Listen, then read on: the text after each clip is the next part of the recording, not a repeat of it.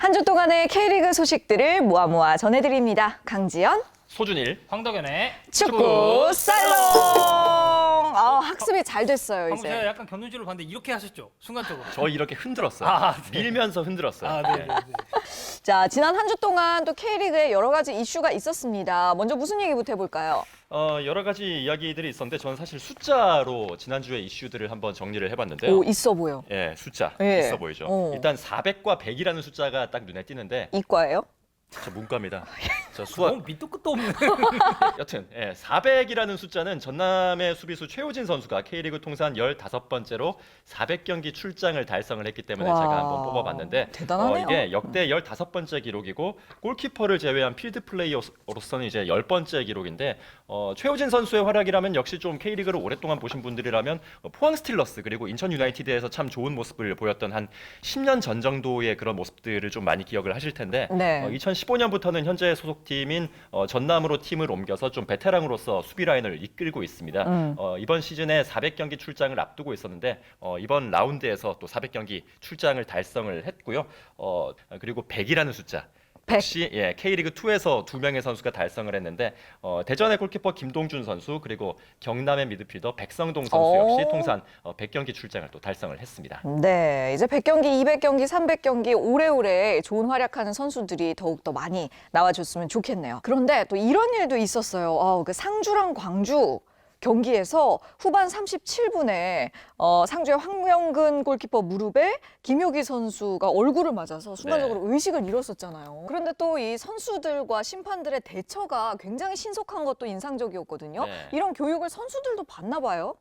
선수들도 당연히 받고 그리고 심판들 역시도 시즌에 들어가기 전에 계속해서 좀 이런 교육들을 트레이닝을 받는다고 이 경기에 주심을 받던 조지흠 심판이 인터뷰에서 그렇게 밝혔었는데 그런 골든 타임에 뭔가 의료진들이 먼저 도착을 하기 전에 조치를 취해 주신다면 정말 도움이 크게 많이 되거든요. 이 경기에서도 사실 그라운드 안에 의료진이 뛰어 들어오는데도 역시 시간이 뭐 아주 길진 않습니다만 걸리는데 그렇죠. 심판을 비롯해서 동료 선수들이 재빨리 또 기도 확보를 해주고 그리고 다리를 풀어주고 하는 그런 모습들을 보면서 정말 좀 대처가 빨랐기 때문에 김효기 선수가 별 이상 없이 현재 휴식을 취할 수 있지 않나 그런 생각이 좀 들고 있습니다. 어쨌든 이 큰 이상이 없어서 정말 다행이고요. 예, 하루빨리 다음 그라운드에서 볼 수 있겠죠?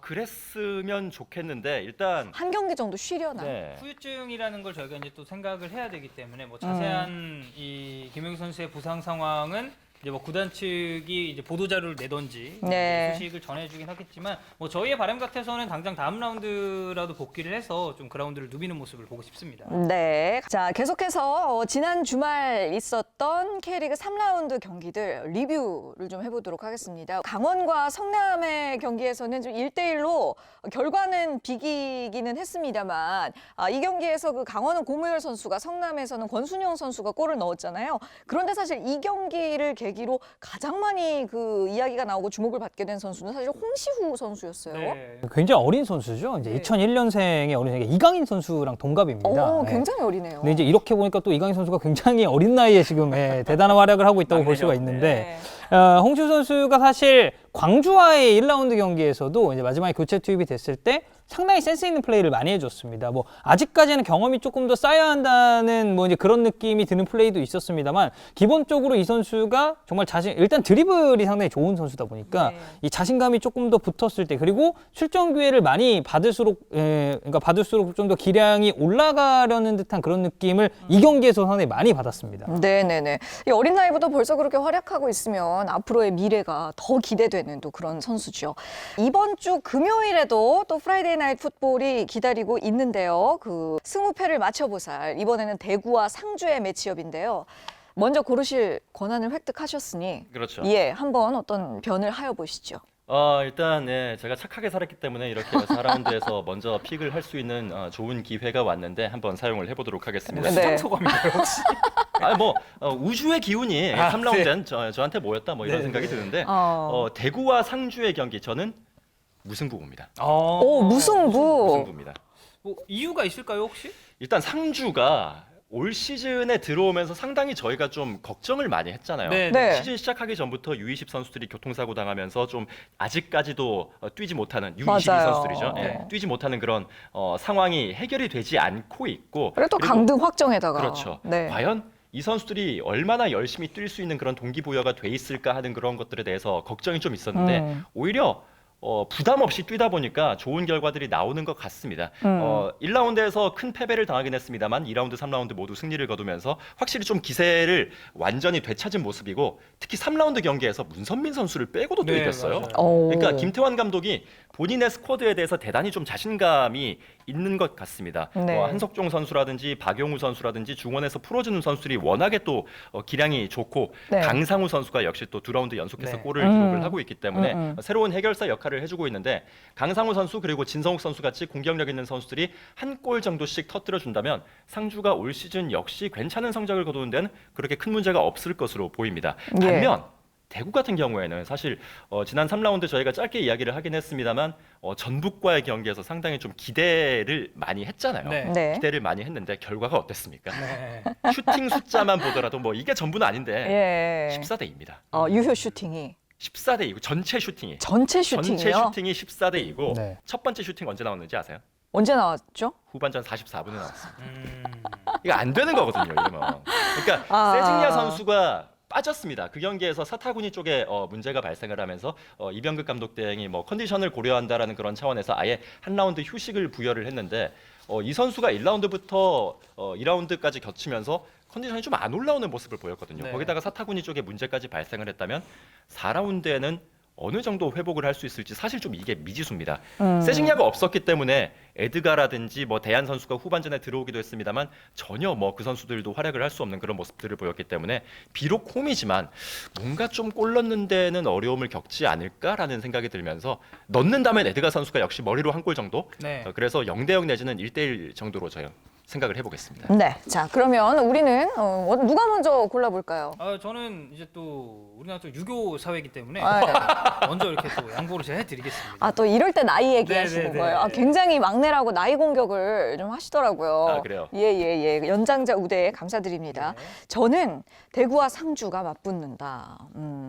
저는 상주의 승리를 점쳐보도록 하겠습니다. 왜냐하면 예전부터 생각했던 건데요. 상주의 김태환 감독이 참 명장인 것 같아요. 아, 명장이죠. 네네네. 왜냐하면 2002년부터 상무라는 팀에 있었죠. 그럼요. 그리고 이 상주 상무라는 팀의 특성상 어떤 그 병역의 의무를 이행해야 하는 그 새로운 선수들이 그러니까 매 시즌 선수단이 물갈이가 되고 심지어는 그 시즌 중에도 지금 선수가 들어왔다 나갔다 변화가 있잖아요.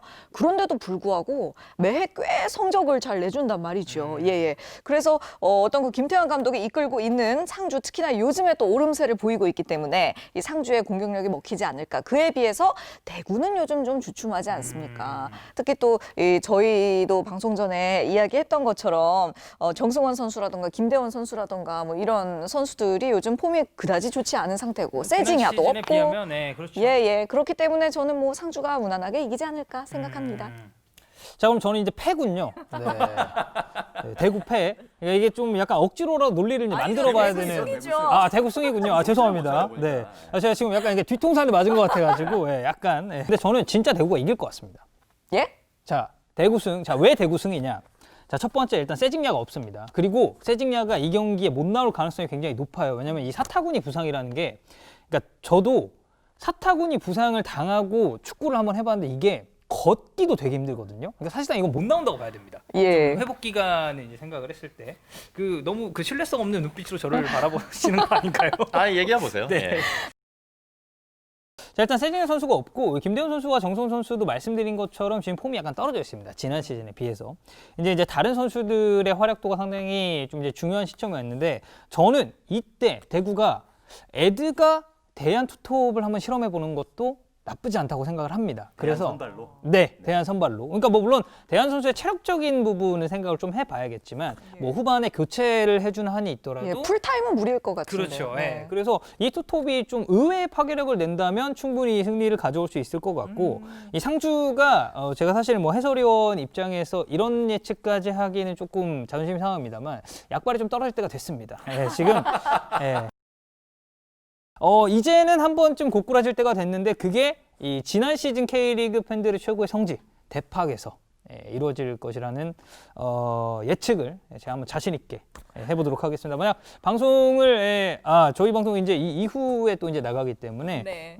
나갔을 때 저 해설위원이 얼마나 이 좀 말도 안 되는 소리를 했는지를 지켜보시는 것도 또 하나의 저희 방송을 즐기시는 재미 포인트가 아닐까 왜 싶습니다. 자포자기예요? 아니 얘기하면서 목소리가 막 떨려요. 그러니까요. 아니 제가 쭉 이렇게 얘기를 하다 보니까 대구가 패하는 시나리오를 얘기하면서 대구가 이긴다고 말을 하고 있더라고요. 예. 세징이 없다는 얘기하면서 대구가 이긴다고. 네, 그거를 얘기했으면 안 됐는데 네, 대구가 이깁니다. 알겠습니다. 자, 이번 주말에 또 재밌는 경기들이 많이 포진을 하고 있습니다. 자, 어떤 경기 먼저 한번 들여다볼까요? 자, 강원 전북이 아무래도 축구 팬들이 제일 기다리시는 매치업이 맞아요. 아닐까 싶습니다. 네. 이 상주가 예상외의 선전을 보이고 있는 것과는 좀 반대로 강원은 이 시즌 초반, 그러니까 지금도 초반이긴 합니다만 1라운드에 보여줬었던 그 뭐랄까요, 좀 센세이션한 모습을 약간 지금 좀 잃어가는 듯한 느낌이 있죠. 네. 근데 반대로 전북은 물론 이기긴 했습니다만 좀 꾸역꾸역 승리하는 감이 있었는데 지난 대구전을 통해서 이런 부분이 어느 정도 해소는 됐단 말이에요. 그렇기 때문에 이게 또 강원 홈에서 열리는데 지난 시즌 두 팀의 이 맞대결도 상당히 볼만했습니다. 뭐 이제 모라이스 감독과 이제 김명수 감독의 대결이었었는데 올 시즌 역시도 이 어떻게 보면 전북의 이 탄탄한 스쿼드 대 김병수 감독의 지략 대결 이 부분에 좀 포커스를 맞춰서 경기를 보신다면 좀 상당히 재미있는 한 판이 되지 않을까 싶습니다. 네, 잘 알겠습니다. 자, 어떤 경기 하신다고요? 인천과 포항의 경기를 픽을 했습니다. 어. 일단 인천이 올 시즌에 뭐 첫 번째 경기 대구전부터 마하지 선수의 그 엄청난 찰가머리 수비를 비롯해서 네. 그 이른바 내려앉아서 주저앉아서 지키는 그 버티기 축구를 오. 하면서 상당히 많은 팀들을 또 괴롭혔었거든요. 지난 라운드 역시 수원에게 1대0으로 패하긴 했습니다만 그 실점이 사실 올 시즌의 유일한 실점이었고 필드골 실점은 없습니다. 페널티킥 실점이었기 때문에 인천의 수비만큼은 그래도 올 시즌에 이야기를 하고 있다라고 말씀을 드릴 수가 있을 것 같은데 그렇다면 결국 관건은 공격이 되겠죠. 골을 누가 넣어줄 것인가 하는 것인데 케인대 선수 아직까지 상태가 좋지 않고 무고사 선수가 골을 넣어줘야 되는데 아직까지 역시 무고사도 침묵 중입니다. 네.